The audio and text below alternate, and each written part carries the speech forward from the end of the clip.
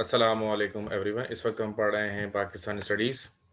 Pakistani studies में हम जहाँ पर हमने लास्ट क्लास में छोड़ा था वहीं से हम जो है आगे बढ़ेंगे। तो जैसा कि आपकी स्क्रीन पर आपको नज़र आ रहा है, लास्ट टाइम हमने पढ़ा था ऑब्जेक्टिव रेजोल्यूशन 1949। तो ऑब्जेक्टिव रेजोल्यूशन क्या था? ऑब्जेक्टिव रेजोल्यूशन ये था कि क्या क्या है हमारे मुल्क में और क्या क्या कानून हमारे मुल्क में 1949 में बनाए गए। ठीक है जी। और उसके बाद आज हम आगे पढ़ेंगे। कुछ स्लाइड्स आपकी आंखों के सामने से गुजर रही हैं और अगर आप चाहें इसको लेना तो ये भी आपको मिल जाएंगी इंशाल्लाह। अच्छा, तो बेसिकली ऑब्जेक्टिव रेजोल्यूशन में मैंने क्या पढ़ाया था? ऑब्जेक्टिव रेजोल्यूशन में मैंने पढ़ाया था कि आइन कैसा होना चाहिए। ठीक है जी। और आइन का इम्पैक्ट हमारे मुआशरे पर क्या आएगा। ठीक है ना, ये आपको बताया गया था।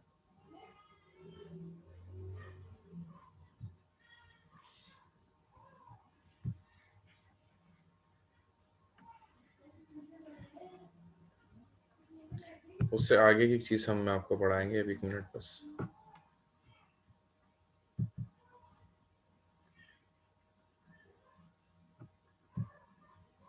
Objective resolution 1949। ठीक है।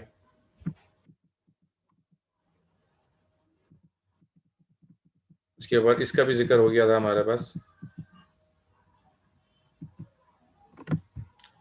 Now the next is the constitution of the first martial law.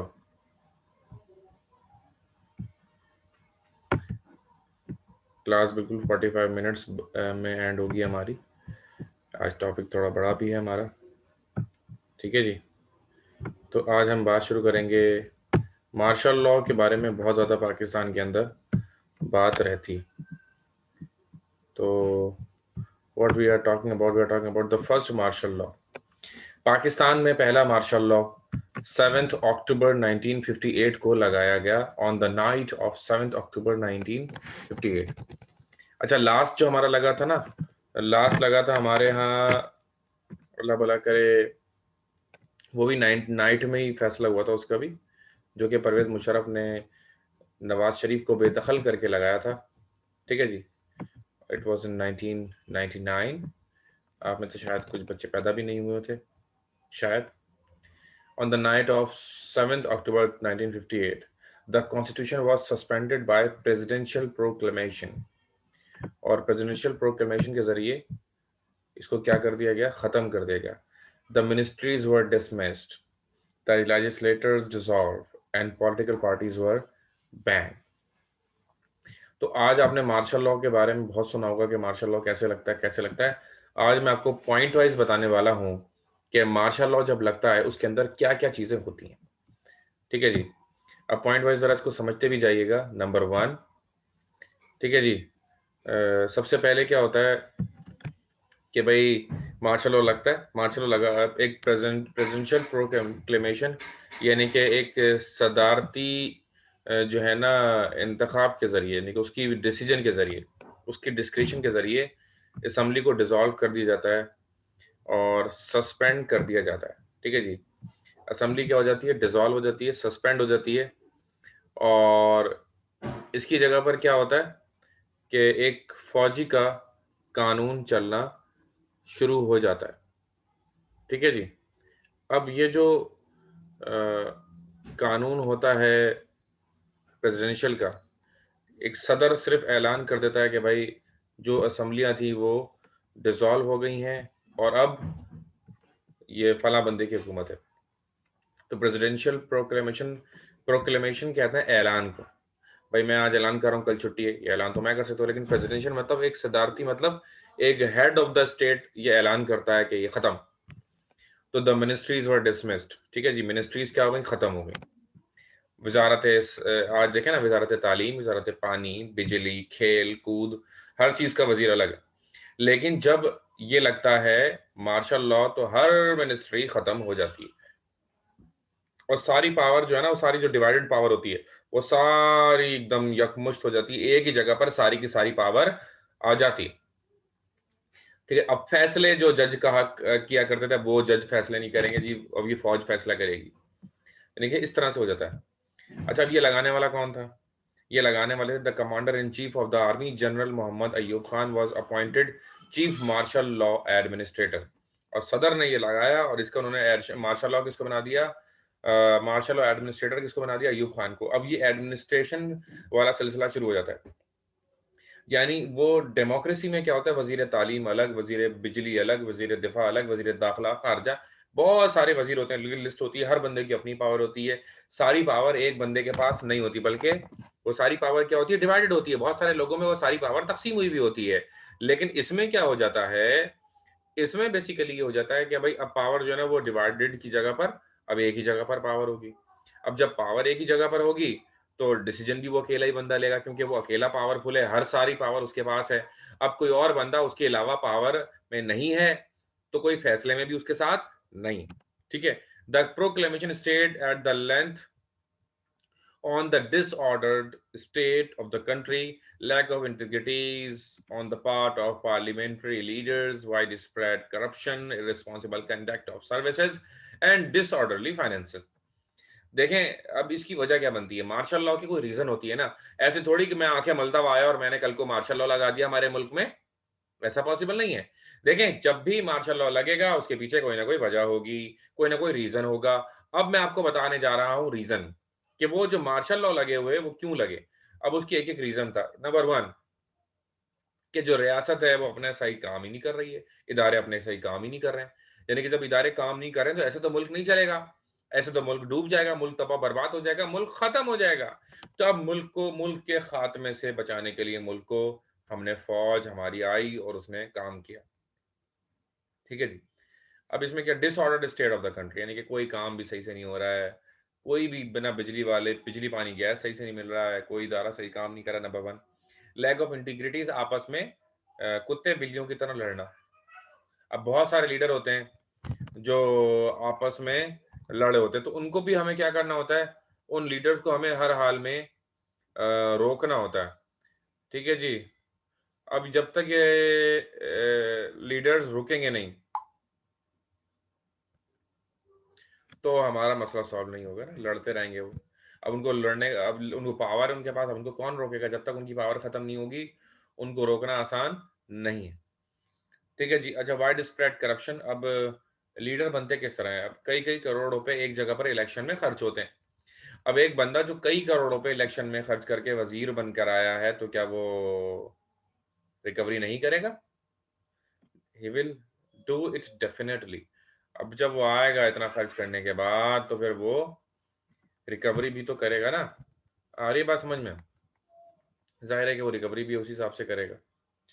तो इसमें ये भी बताया गया कि भाई वो रिकवरी भी कर रहा है बंदा जो आया है। ठीक है जी। अब उस वो जो करप्शन इतनी ज़्यादा कर रहा है उसको रोकने की ज़रूरत है। उसको रोका कैसे जाएगा? उसको रोकने का तरीका ये है कि उसकी पावर ख़त्म किया जाए, उसको सीट से उतारा जाए। सीट से उतारने के लिए फिर आपको मार्शल लॉ लाजमी लगाना पड़ेगा। ठीक है जी। अच्छा, अब parliamentary leaders, wide spread corruption. ठीक है, इररिस्पॉन्सिबल कंडक्ट ऑफ सर्विसेज। ठीक है, इररिस्पॉन्सिबल कंडक्ट ऑफ सर्विसेज क्या कहता है? इररिस्पॉन्सिबल कंडक्ट ऑफ सर्विसेज ये कहता है कि भाई ये पैसे कहीं कहीं के कहीं खर्च हो रहे हैं, जहां पर पैसे खर्च होने चाहिए वहां तो खर्च नहीं हो रहे हैं, जहां पर नहीं होने चाहिए वहां पर पैसा खर्च हो रहा है। तो अब हमें इनको क्या करना होगा, हमें इनको हर हाल में रोकना होगा। ठीक है जी। अच्छा जी, इसके बाद है हमारे पास the proclamation state at the length इसके बाद हमारे पास है another announcement stated that the object of this take over was to clear the message and prepare the country for more practical form government.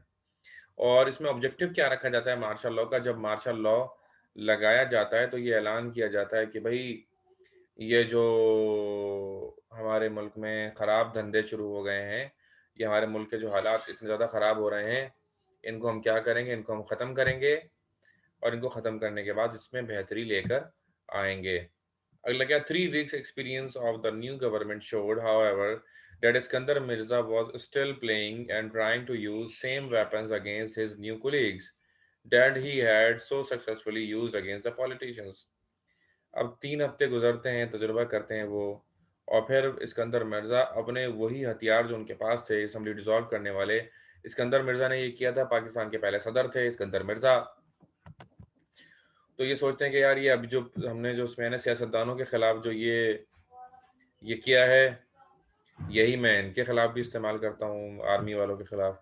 लेकिन इस्कंदर मिर्ज़ा इसमें कामयाब नहीं होते हैं। He was made to vacate office on 27 October 1958। अब देखें, वो आपने सुना है ना कि जब इंसान कोई किसी दूसरे के लिए गड़ा खोदता है तो मोस्ट प्रोबेबली वो उसमें खुद ही गिर जाता है। तो हमें यही नज़र आता है, यही हुआ। और जो गड्ढा खोदा गया था इनके लिए, उसमें ये खुद ही गिर गए। ठीक है जी। He was made to get the office on 27 October 1958 and the chief martial law administrator Mohammad Ayub Khan become the president of the country. यानी कि इस्कंदर मिर्ज़ा जो पाकिस्तान के पहले सदर थे, उनको घर भेजा गया और उनकी जगह खुद ही जो है बंदा सीट पकड़ के बैठ गए कि भाई तुम जो है जो है सदर थे और मैं सदर हूँ। थे और हूँ का एक फ़र्क आ गया और एक नया बंदा सदर पाकिस्तान बनकर बैठ गया। और जो पाकिस्तान के पहले सदर, जिनका नाम बड़े अदब से आपने सुना होगा, सिकंदर मिर्ज़ा, उनको बाकायदा कहकर घर भेजा गया कि अब आप घर जा सकते हैं। ठीक है जी। तो ये हुआ। He was made to vacate office on 27 October 1958। यानी ही वॉज मेड का मतलब क्या है कि उनको भेजा गया, वो गए नहीं, बल्कि उन्हें बाकायदा भेजा गया। आप देखें, उर्दू में भी ज़रा सा सुन लें आप लोग, उर्दू में भी कुछ बच्चे इसलिए। अक्टूबर 7 1958 को सदर इस्कंदर मिर्ज़ा ने एक बगावत निकाली। इन्होंने कहा कि 1956 के आइन मनसूख किया और मार्शल लॉ नाफिज कर दिया और secretary general deputy chief martial law administrator के तौर पर chief martial law administrator general Mohammad Ayub Khan और अजीज़ अहमद को मुकर्रर किया। अजीज़ बगावत में सरकारी मुलाजमीन शराकत दारों के लिए बनाया है कि इस तरह ये एक दफ्तर के इनेकाद के लिए पहली सिविलियन था। ताहम सिर्फ 3 हफ्ते बाद जनरल अयूब खान खुल्लम खुल्ला मार्शल लॉ नाफिज करने से कबल हुकूमत की अथॉरिटी पर सवाल उठा रहा था, जो 27 अक्टूबर 1958 को सिकंदर मिर्जा को माजूल और अमली तौर पर उनको घर भेज के जो है ना ऐवान सदर भी कब्जा कर लिया गया और पाकिस्तान में सियासी निज़ाम ख़त्म। और मार्शल लॉ की हुक्मरानी 3.5 साल के बाद सदर अयूब खान मार्शल लॉ की गैर मौजूदगी में इनकी अथॉरिटी को मजबूत बनाने के लिए 1962 के आइन को मुतारिफ करवा दिया उन्होंने। ठीक है जी। अब उन्होंने क्या करा? 1958 के आइन के मुताबिक जो है ना उनकी हैसियत फिर भी कमज़ोर थी। तो अब उन्होंने बोला कि यार मुझे अगर मजबूत होना तो एक नया कानून की ज़रूरत है। ठीक है जी। तो स्टेप वाइज इसको बस स्लाइड हम चेंज करेंगे, लेकिन उससे पहले कुछ स्टेप वाइज बता दूं। नंबर 1, एक सियासी हुकूमत चल रही थी। इस्कंदर मिर्जा ने उस सियासी हुकूमत को घर भेज दिया और उन्होंने असेंबली डिसॉल्व करके martial law administrator Ayub Khan को बना दिया। अब अयूब खान कमजोर थे। अयूब खान के जो दूसरे बंदे हैं वो जरा स्ट्रांग थे। ठीक है जी। तो अयूब खान का जो दूसरा बंदा था वो ज्यादा स्ट्रांग था। तो अब क्योंकि अयूब खान का जो दूसरा बंदा था वो स्ट्रांग ज्यादा था, तो उन्होंने क्या करा? उन्होंने उसी को घर भेज दिया और एक नया आइन लेकर आ गए वो 1962 में। ठीक है जी। अच्छा, अब इसके अंदर एग्जाम्स के हवाले से कुछ सवालात आते हैं, तो ज़रा इसको नोट कर लीजिएगा। ये एक स्क्रीनशॉट ले लें आप लोग, क्योंकि ये कुछ इंपॉर्टेंट सवालात हैं जो आपने करने होंगे। ठीक है जी। किसी का जवाब नहीं मिलेगा तो आप मुझसे रब्ता कर सकते हैं मेरे व्हाट्सएप नंबर पर। स्क्रीनशॉट ले लिया होगा, आई होप। मैं आगे बढ़ रहा हूँ।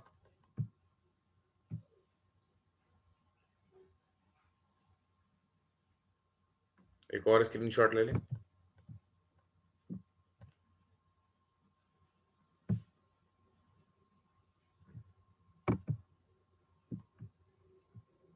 ठीक है जी। अब हम बात करेंगे मुआहदा ताशकंद की। तो देखें, इसमें भुट्टो भी हैं और भी बड़े मशहूर मशहूर लोग हैं। इन सबको अच्छी तरह देख लें, फिर आहिस्ता आहिस्ता करके मैं आपको बताऊंगा कि ये लोग कौन है। They are the famous people. ये जो बंदा है ना, ये बीच में जो सबसे ज्यादा इसके चेहरा वाजे है। एक मिनट लाइट लेके और दिखाऊं। इस बंदे को ये देखें, ये जो बंदा है, ये बंदा वो है जिसने पीपल्स पार्टी को बनाने में कलीदी किरदार अदा किया। इनका सेक्रेटरी था ये भुट्टो। भुट्टो देखो पीछे खड़ा हुआ है, खड़े हुए हैं, सॉरी। ये देखें, ये बंदे हैं और ये मोहतरम ये हैं और एक ये हैं। ये दो तस्वीरों को जरा गौर कीजिएगा। इनकी आगे आगे बहुत ठीक ठाक हम करेंगे। ठीक है जी, आगे चलते हैं। ये तस्वीर आपने देख ली, ये मुआहदे ताशकंद के अंदर एक तस्वीर ली गई थी। 1966 की ये तस्वीर है।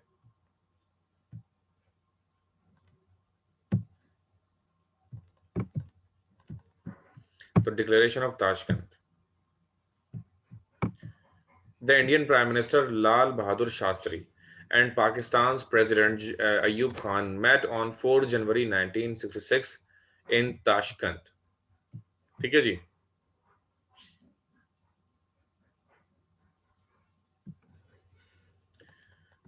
अच्छा, एक बार और दिखा दूं, कुछ बच्चे स्क्रीनशॉट लेने के लिए अगर चाहते हैं तो देख लें इसका। अच्छा, ये अयूब खान है। ठीक है जी। ये भुट्टो हैं इसके अंदर, और ये जो छोटे से कद के हैं, ये टोपी पहने हुए लंबी वाली, he is Lal Bahadur Shastri, one of the famous prime minister of India. ठीक है जी। तो Indian prime minister Lal Bahadur Shastri and Pakistan president Ayub Khan के सेक्रेटरी कौन है? भुट्टो, जो आज भी जिंदा है। Met on 4 January 1966 in Tashkent. Both the leaders signed the pact which is called Tashkent Declaration of 1966. हमारे सदर ने और उनके वजीर आजम, वहां पर जो सबसे ताकतवर था उस जमाने में वो वजीर आजम था। हमारे मुल्क में जो ताकतवर था वो सदर था। दोनों मिले, दोनों ने एक मुआहदे पर दस्तखत कर दिए। अब वो दस्तखत बहुत कीमती हैं, ताशकंद के नाम से आज तक ये दोनों लोग नहीं रहे इस दुनिया में, लेकिन ये भी ये मुआहदा आज आज तक जिंदा है। ये 65 की जंग के बाद हुआ था। 65 में एक जंग हुई थी हमारे दरमियान, उसके बाद ये मुआहदा हमारे दरमियान हुआ था। The important clauses of the declarations are: number one, the President of Pakistan and the Prime Minister of India agreed to cultivate good, friendly, and neighborly relations according to the Charter of the United Nations. पहला point इसमें यह है कि भाई हमारे सदर पाकिस्तान और वजीर आजम इंडिया दोनों लोग ये चाहते हैं कि हमारे आपस में अच्छे ताल्लुकात होने चाहिए। ठीक है जी, हमारे आपस में अच्छे ताल्लुकात होने चाहिए। अगर हमारे अच्छे ताल्लुकात होंगे, ठीक है जी, तो इस तरह, और हम अक़वाम मुत्तहिदा के चार्टर के मुताबिक आपस में अच्छे ताल्लुकात रखेंगे ताकि हम बेहतर तौर पर डील कर सकें लोगों से। Under the United Nation charter they will use their energies to resolve their problems in the peaceful way. और यूनाइटेड नेशन के चार्टर के मुताबिक हमारे दरमियान अगर कोई ना इत्तेफाकी होती भी है, कोई बदमज़गी होती भी है, तो हम आपस में अच्छे तरीके से डील करेंगे और इन मामलात को पीसफुली रिजॉल्व करेंगे। ठीक है जी। The president of Pakistan and the prime minister of India agree to withdraw from the war. और जो प्रेसिडेंट ऑफ पाकिस्तान है और जो प्राइम मिनिस्टर ऑफ इंडिया है, दोनों तैयार हैं कि भाई हमें जंग से विड्रॉ करना है। ठीक है जी। हमें जंग से विड्रॉ करना और हमने आपस में जंग नहीं लड़नी। जी बिल्कुल ऐसा ही है कि भैया ये जब से मुआहदे हो रहे हैं, खत्म हो रहे हैं, आज तक ये मसले सॉल्व नहीं हुए। तो 1947 में ही मसले, तो 1947 से नहीं है, मसले जब ही पैदा हुए जब यहाँ पे मुसलमान आ गए। जब ही से वो मुसलमानों के दुश्मन है कि ये क्यों आ गए। तो देखें, मुसलमानों को ये चीज़ हासिल है कि हिंदू यहाँ पर 5,000 साल से रह रहे थे, मुसलमान को यहाँ पे कोई 700-800 साल से, चलो 1,000 साल से हैं। ठीक है जी। तो मुसलमानों ने अपनी जगह बनाई, ऐसा ही नहीं ये मुल्क मिल गया, ये हमारे लिए बहुत बड़ी नेमत है अगर हम इसको समझें, अगर हम पाकिस्तान का ख्याल करें। अल्लाह पाकिस्तान को कायम दायम रखे, इसको फले फूले हमारा मुल्क, क्योंकि ये जो नेमत है हमें इसका अंदाज़ा जब ही होगा जब हम किसी नॉन मुस्लिम कंट्री में जाकर रहना शुरू करेंगे कि वहाँ पर अज़ान नहीं दे सकते, कुछ भी नहीं कर सकते, वहीं वहाँ पे गाय नहीं काट सकते। There are so many problems and अल्हम्दुलिल्लाह we have no problem right over here. They agreed not to interfere. अगला पॉइंट कह रहा है कि they agreed not to interfere in each others internal affairs. अगले पॉइंट में हमने क्या है इसमें, देखें पॉइंट वाइज।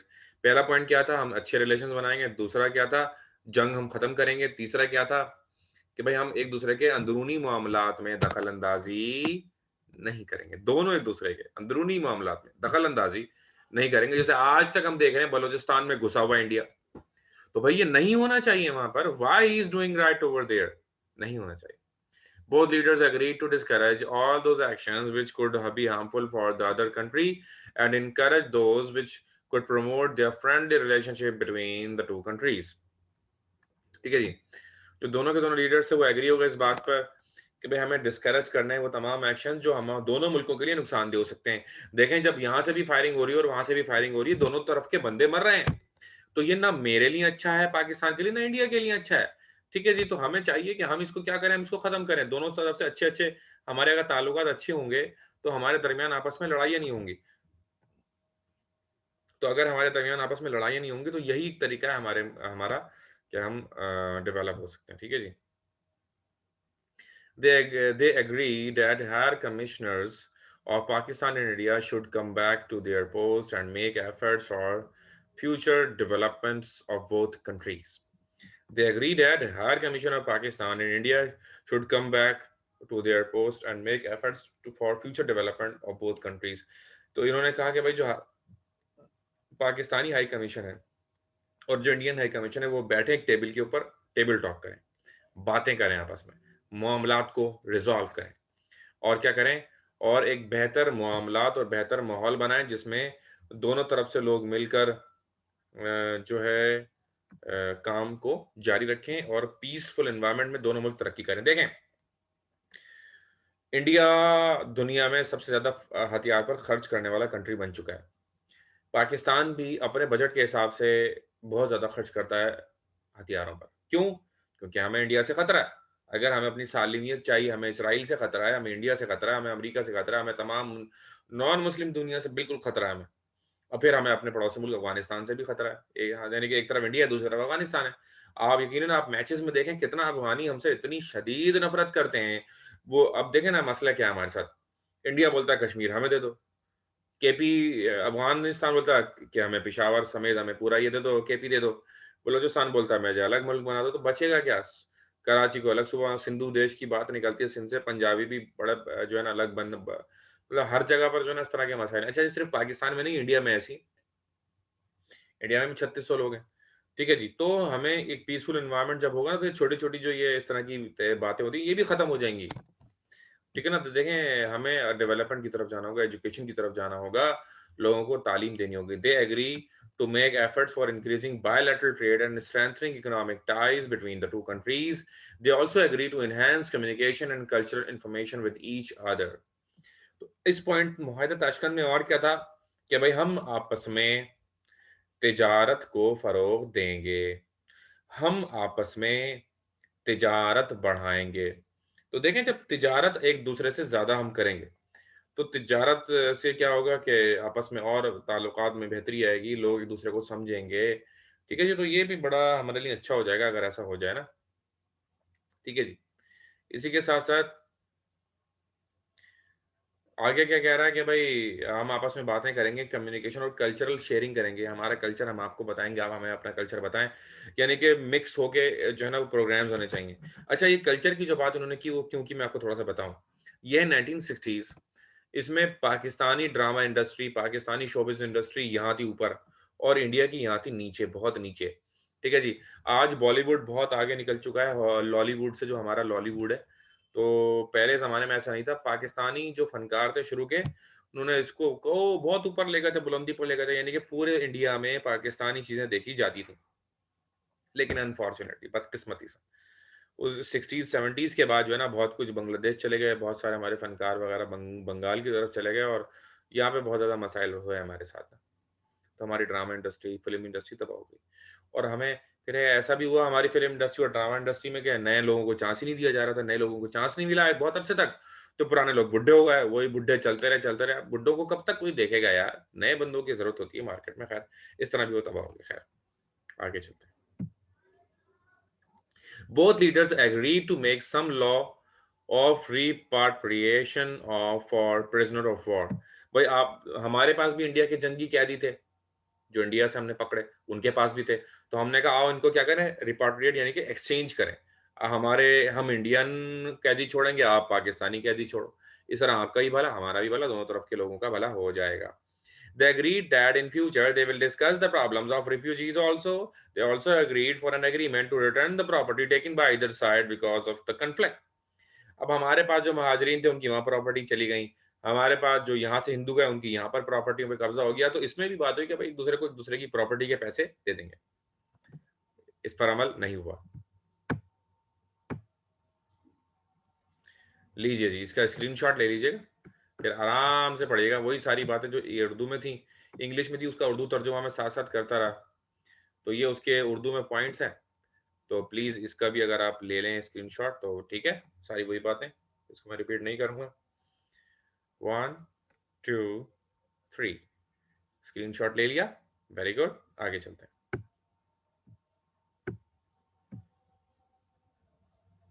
जी।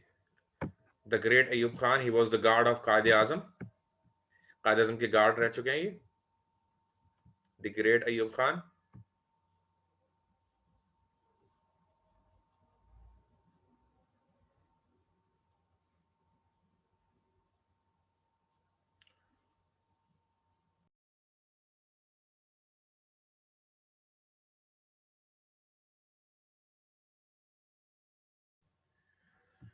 अच्छा जी,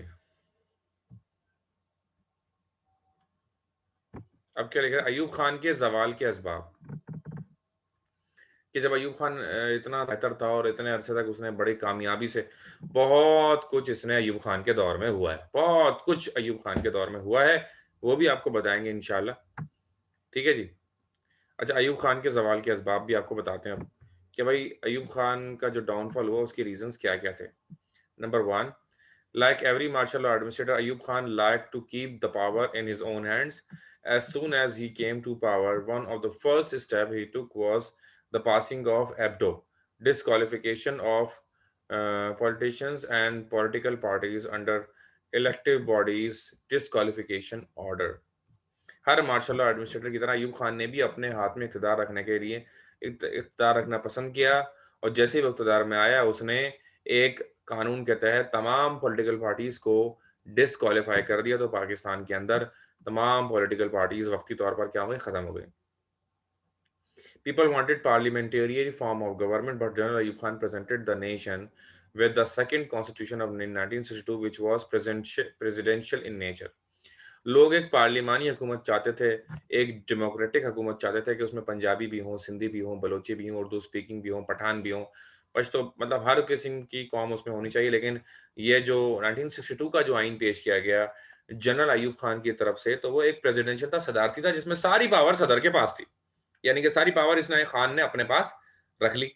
अब जाहिर है कि हटेगी ना बंदों की, यार इतने बंदे हैं कि सारी पावर तुम्हारी, और हम क्या भुट्टे बेचने के लिए हमने ये मुल्क बनवाया था? हमें कुछ भी नहीं मिलेगा, हमारा हिस्सा कौन देगा?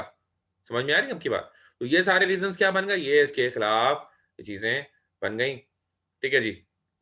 मजीद इसको इंशाल्लाह हम कंटिन्यू करेंगे इन द नेक्स्ट क्लास। बस आज इतना ही, अपना बहुत ख्याल रखिएगा। ठीक है जी, अल्लाह हाफिज।